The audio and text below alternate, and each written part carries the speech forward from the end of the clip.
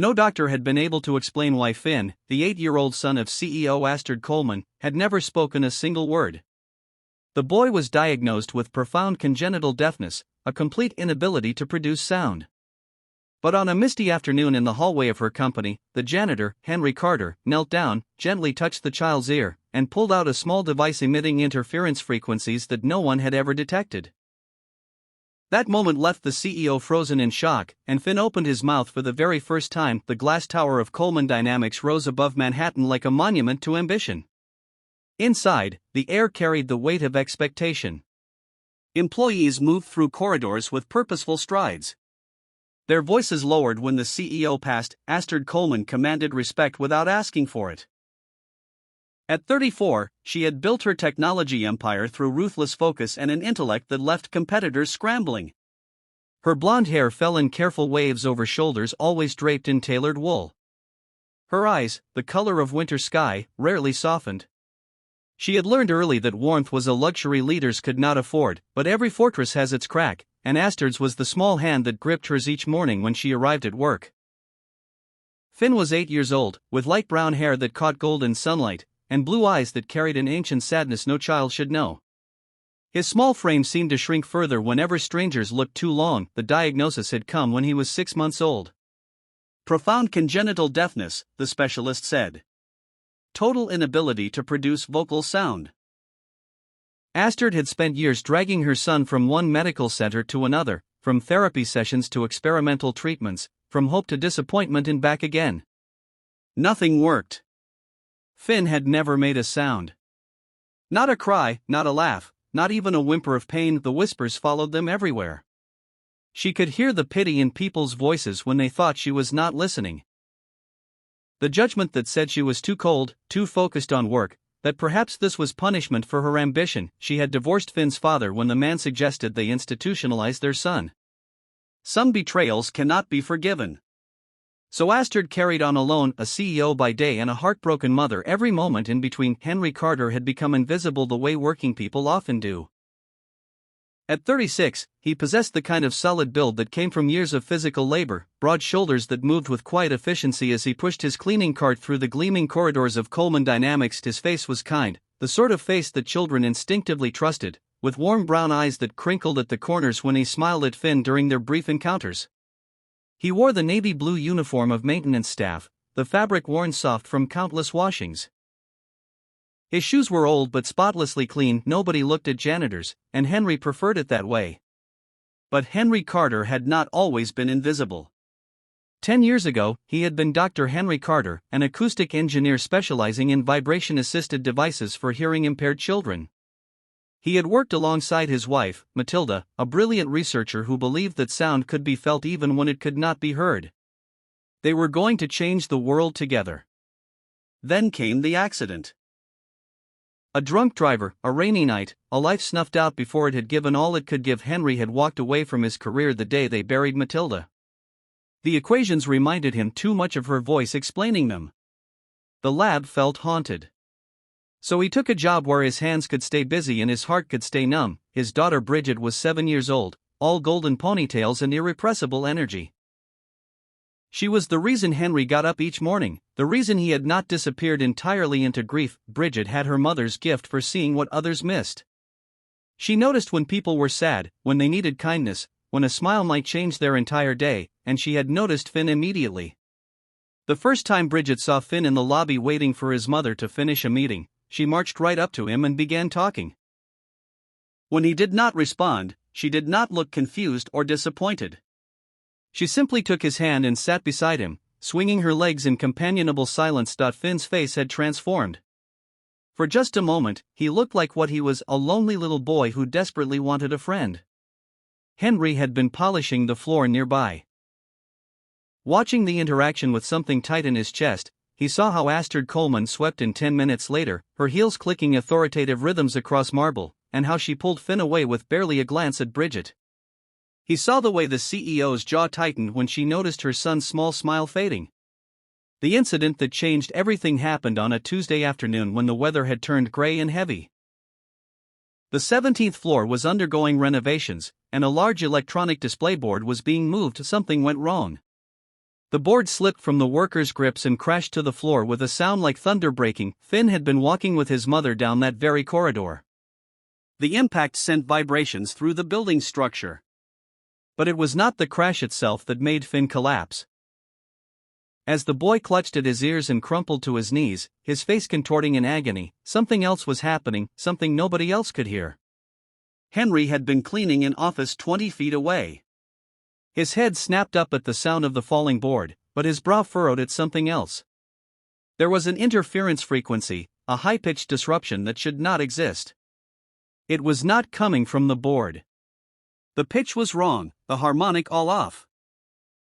It sounded like a malfunctioning vibration device, the old kind that had been discontinued a decade ago due to faulty frequency modulation, but why would he be hearing that here?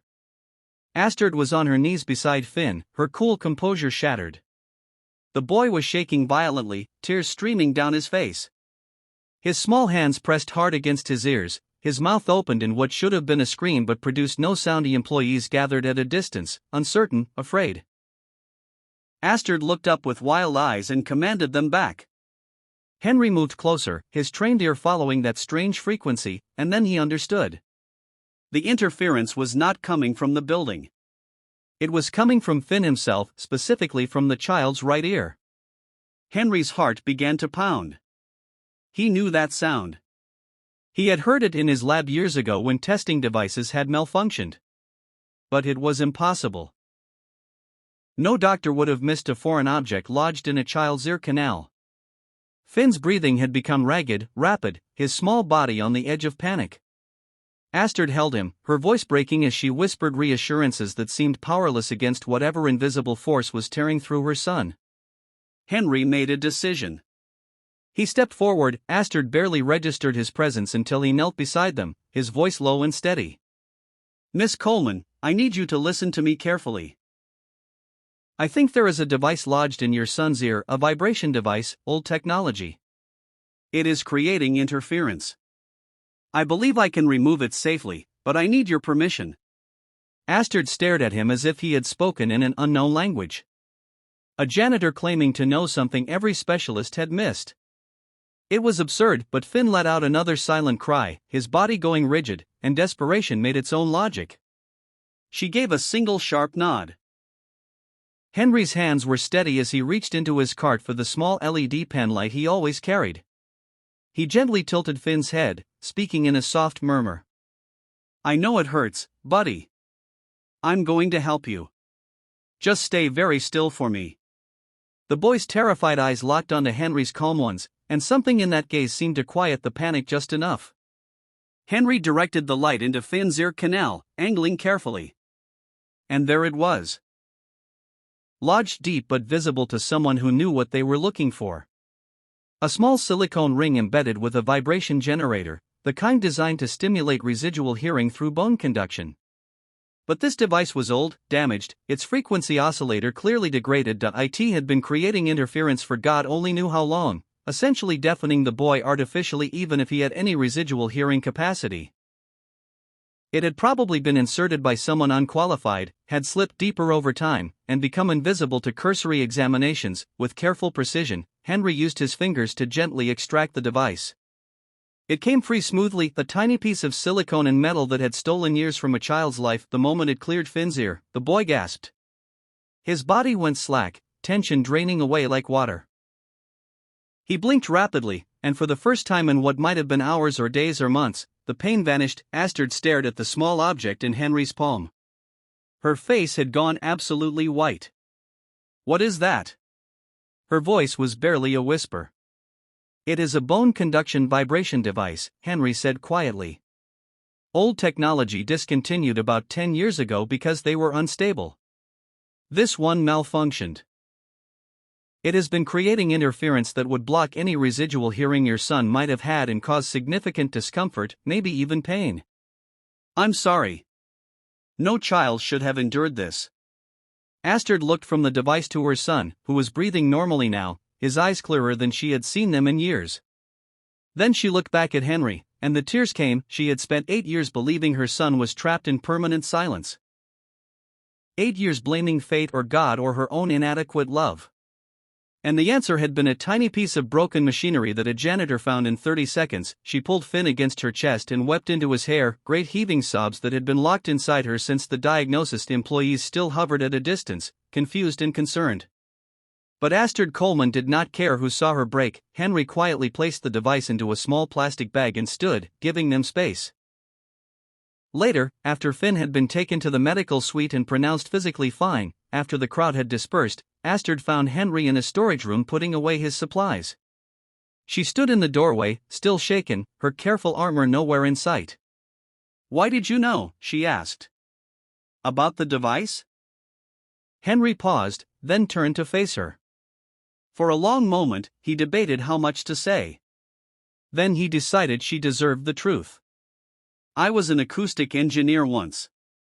I worked on vibration-assisted hearing devices. My wife and we wanted to help children like Finn. She died 10 years ago. And I left that life behind. But I never forgot the work."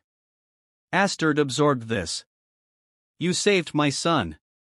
I just removed a piece of broken equipment. You gave him a chance nobody else saw." Her voice was fierce now through the exhaustion and tears. "How can I ever repay that?" "You cannot," Henry said simply. "And you do not need to. Take care of him. That is enough." But it was not enough for Astrid. That night she had the device analyzed by a private laboratory. The results confirmed everything Henry had said and revealed something worse. The device had been purchased on an unregulated market years ago by Finn's previous nanny, a woman who had claimed she was helping but had no medical training whatsoever. It had never been approved for pediatric use. It had been slowly degrading, creating increasingly severe interference. Finn had been living in not silence but noise, a constant barrage of disrupted frequencies that would have made any residual hearing impossible to develop and might have caused neurological stress. No wonder he had seemed to shut down so completely. Astrid felt guilt crash over her in waves. She had trusted the wrong people. She had been so busy building an empire that she had missed the torture device lodged in her own child's ear. She sat in Finn's room that night, watching him sleep peacefully for the first time in her memory, and whispered apologies into the darkness. The next day, Finn did not want to go to the office. He clung to Astrid's leg, his eyes wide with what looked like fear. She realized with a jolt that the world probably sounded overwhelming to him now. Without the interference, every noise would be hitting him for the first time unfiltered, sharp, too much. She tried to keep him home, but meetings could not be rescheduled, and her assistant was sick. So she brought him, promising he could stay in her office with headphones and his favorite books. But children do not stay where they are put when they are frightened. Halfway through Astrid's video conference, Finn slipped out. He wandered through corridors that felt different now, louder, echoing. When rain began hammering against the windows, the sound drove him outside through a side door. He ran across the small courtyard to a covered alcove and huddled there, hands over his ears, overwhelmed. Henry found him 10 minutes later. Bridget had been with him for a brief visit after school, and she had seen Finn running. "Dad, he is scared," she had said, tugging Henry's sleeve. So Henry followed, leaving Bridget with the receptionist, and found Finn curled into himself under a stone overhang, rain creating a curtain between him and the world. Henry approached slowly, then sat down a few feet away. He did not try to talk. Instead, he knocked 3 times on the stone bench beside him, a clear, simple rhythm. Finn's head lifted slightly. Henry knocked again. 3 beats, a pattern. Then he knocked on his own chest, letting Finn see and feel the vibration through the air. The boy's eyes fixed on him. Henry began to teach Finn something crucial in that rain-soaked moment. Sound was not just noise. It was pattern. It was rhythm. It could be felt as much as heard. He knocked different patterns on stone, on wood, on his own body, and watched Finn slowly unfold. The boy's hand reached out tentatively and knocked twice on the bench. Henry smiled and knocked back. They sat there, communicating through percussion while rain fell, until Astrid found them. She stood at the edge of the courtyard, umbrella forgotten in her hand, watching the janitor and her son speak a language she did not understand but desperately wanted to learn. When Henry looked up and met her eyes, something passed between them that had nothing to do with words. Gratitude, connection, understanding. Astrid had the device sent to 3 different specialists. They all agreed that Finn likely had partial hearing capacity through bone conduction. The faulty device had not just blocked it but had created an actively hostile sound environment. With proper therapy and time, Finn might develop both hearing and speech. Might. The word hung like a fragile ornament. Astrid made a decision that shocked her board of directors. She created a new division within Coleman Dynamics, a research department focused on acoustic therapy and safe assistive devices for children. And she offered Henry Carter a position as senior consultant. Henry stared at the offer letter like it was written in an alien script. Bridget jumped up and down with excitement when he showed her, "Dad, you can help lots of kids like Finn, just like you and Mom wanted to." Her joy was impossible to resist. So Henry accepted. He traded his janitor's uniform for collared shirts and found himself back in a world he had abandoned. But this time, the ghosts were quieter, and he had a purpose again. The therapy process was slow and painstaking. Henry used techniques his wife had developed, refined with modern technology. Vibration boards that taught Finn to feel sound frequencies. Light panels that synchronized with rhythm. Most importantly, Henry taught Finn to place his small hand on his own throat and chest to feel the vibrations of his own voice when he tried to make sounds. Bridget became Finn's constant companion. In these sessions, she would chatter away, letting Finn feel the vibrations of her throat, showing him that words were physical things. She had no self-consciousness, no pity, just pure determination to help her friend. Weeks passed. Then months. Finn learned to differentiate sounds through bone conduction and vibration. He began to understand that the movements of his mouth and throat could create patterns, but he still had not spoken. The frustration showed on Astrid's face every day, the hope slowly curdling into familiar despair. Then one afternoon in the therapy room, with Rain tapping gentle fingers on windows and Bridget holding one of Finn's hands while Henry held the other, Finn placed his palm on his own throat and made a conscious effort to push air through his vocal cords while forming a shape with his lips. The sound that emerged was small and rough, barely there, but it was unmistakable. The room went absolutely still. Finn's eyes widened in shock. He had felt his own sound. Bridget squealed with delight. Henry's eyes filled with tears. He tried to blink away. And Astrid, watching through the observation window, pressed both hands to her mouth and sobbed. If Finn tried again, louder this time. He looked at his mother through the glass with something like wonder breaking across his face. She rushed into the room and fell to her knees in front of him. "Yes," she whispered, her voice breaking. "Yes, baby, that is your voice. That is you." Finn touched his throat, feeling the vibration, and then touched hers. "Mom." The word was barely formed, half sound and half breath. But it was the most beautiful thing Astrid Coleman had ever heard. She pulled him into her arms and rocked him while he kept trying, kept feeling the vibrations of sound, kept discovering the miracle of his own voice. Henry turned away to give them privacy and found Bridget watching him with her mother's perceptive eyes. "You did it, Dad," she said softly. "You and Mom together. She would be so proud." The final revelation came during a comprehensive evaluation by a leading specialist. The doctor confirmed that Finn's hearing capacity, while limited, was present. He could hear through bone conduction and would likely develop enough hearing with proper amplification to function in a hearing world, but more importantly, the years of faulty device interference had not caused permanent neurological damage. Finn's brain could still learn speech. He had just needed someone who understood how to teach him. "Your son was not deaf," the doctor told Astrid gently. "He was artificially deafened by defective equipment. It is tragic. But the good news is that you found someone who recognized the problem and removed it before permanent damage occurred." Astrid sat very still, processing this. Then she asked the question that had been burning in her chest. "How many years did my son lose?" The doctor hesitated. "Most of his developmental window for speech. But Dr. Carter's methods are giving him a second chance. That is more than many children get. But the corporate world does not easily accept that a CEO might prioritize personal matters over profit margins." When Astrid announced Henry's new position and the formation of the acoustic therapy division, her board of directors pushed back hard. They called emergency meetings. They questioned her judgment. The chairman, a silver-haired man named Marcus who had never liked taking orders from a woman, was particularly harsh.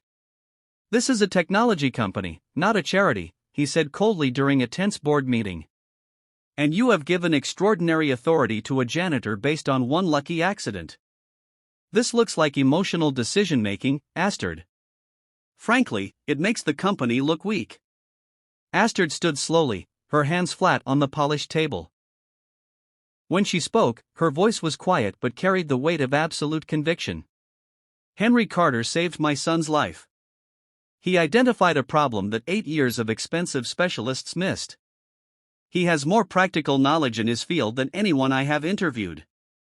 And I am not asking for your permission to trust him. I am informing you of a decision I have made. If any of you would like to challenge my authority to make that decision, I suggest you review your contracts and remember who built this company. The room went silent. Marcus opened his mouth, then closed it again. Nobody challenged her. Something had shifted between Astrid and Henry that went beyond professional respect. She began finding excuses to visit the therapy room, to watch Finn's progress, to ask Henry questions about the techniques he used. Often she arrived just as sessions ended and would linger, talking about nothing in particular while Finn and Bridget played point one evening. After a particularly successful session where Finn had produced 3 distinct vowel sounds, Astrid did something unprecedented. She invited Henry and Bridget to dinner at her apartment. Not a formal thank you event with caterers and champagne, just pizza and a movie in her living room with both children sprawled on the floor and 2 adults trying to remember how to be something other than professionals. Astrid wore jeans and a sweater, no makeup, her hair loose. Henry almost did not recognize her. She looked younger, softer, infinitely more tired. Bridget charmed Finn into playing board games. Henry and Astrid sat on the couch and talked about everything except work. His wife, her divorce, the weight of being a single parent, the guilt that came with every decision, the fear that they were failing their children even as they tried their best. I spent years thinking I was not enough, Astrid said quietly, watching Finn laugh silently at something Bridget did. That I was not a good enough mother because I could not fix him. And all along there was nothing wrong with him that needed fixing. There was just a broken machine hurting him, and nobody looked closely enough to see. You could not have known, Henry said. You trusted experts. That is what parents are supposed to do. But you knew, in 30 seconds you knew. Henry shook his head. I recognized a sound from a past life. That is all. Luck and timing. You keep saying that, but I think you are better than you know. She turned to look at him directly. Why did you really become a janitor, Henry? You could have gone to any company with your credentials. He was quiet for a long time. Because I needed to disappear. Because every time I saw research equipment or heard someone discuss frequencies, I saw Matilda's face. Because I was angry at the world and myself, and I needed to be somewhere nobody expected anything from me. He met her eyes. Until Bridget reminded me that hiding was not the same as healing. Astrid understood that completely. They sat in comfortable silence while the children played, while New York City glittered beyond the windows, while 2 broken people discovered they might be able to fit their jagged pieces together. The transformation in Finn was remarkable. Within 6 months, he could produce full words, though his pronunciation was rough, and he still relied heavily on sign language and lip reading. But he communicated. He laughed out loud for the first time. He called his mother Mom clearly enough that she wept. And he called Henry Henry, which made Bridget dissolve into giggles. Henry's acoustic therapy center within Coleman Dynamics began attracting national attention. Parents brought children from across the country. Several of them had stories similar to Finn: misdiagnosis, misinterventions, years of unnecessary silence. Henry worked with each child patiently, teaching them that sound was not just hearing but feeling, that communication came in many forms, that their voices mattered even if they sounded different. Astrid changed too. She smiled more. She left work earlier. She attended every single one of Finn's therapy sessions. She donated millions to hearing impairment research. And she stopped pretending she did not watch Henry Carter with something more than professional respect.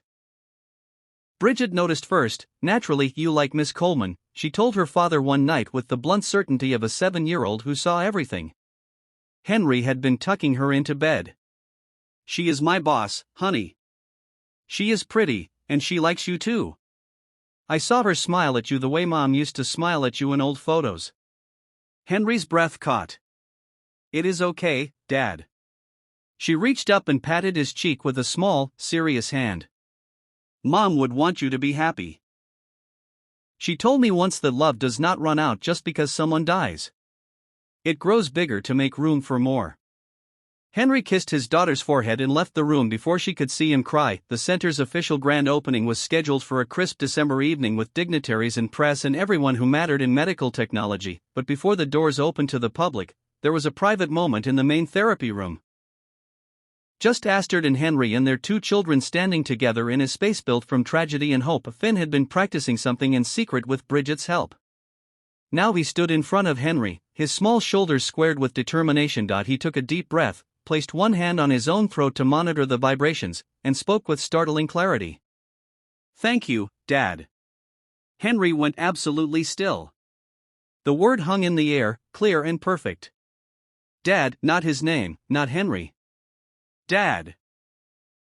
You can call me that if you want, Finn said quickly, words tumbling out now that he had started. Because you helped me talk, and you are nice to Mom. And Bridget says we are family now, and families have dads, and I never had one before, not really. So, can you be mine? Henry dropped to his knees and pulled Finn into his arms, the small, brave boy who had survived so much. Yes, he whispered hoarsely. Yes, I can be your dad. Astrid stood beside them with Bridget, both of them crying. And when Henry looked up at her with wet eyes and a trembling smile, she reached down and took his hand. She did not say anything. She did not need to. They both knew that a family had formed in the spaces between heartbreak and healing. That sometimes the people who save you are the ones you never see coming. That love does not follow logic but finds its way regardless. The grand opening was a success. The center was praised in every major publication. Funding requests poured in.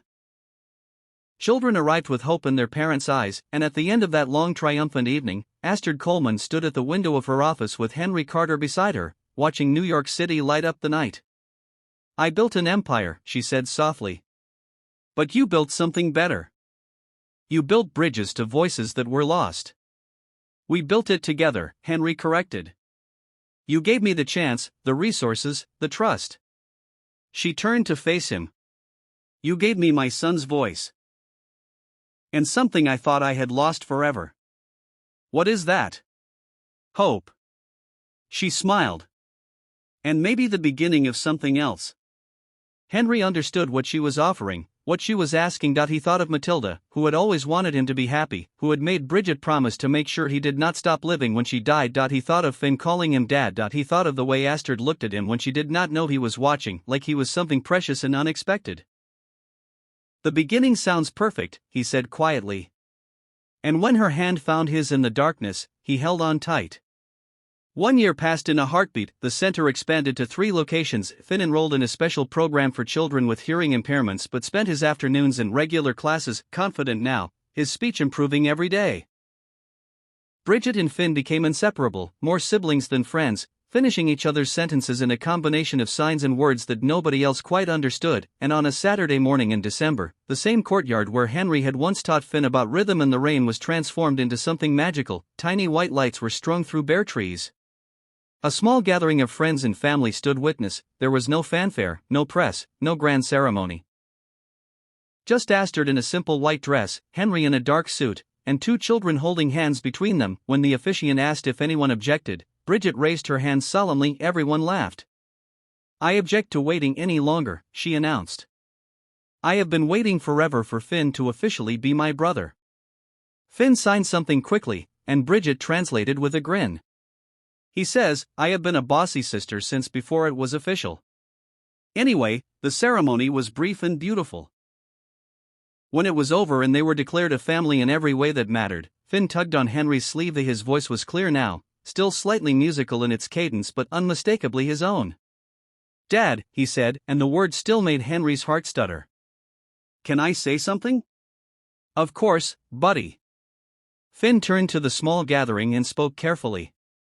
I was quiet for a long time, not because I wanted to be, but because I could not be anything else.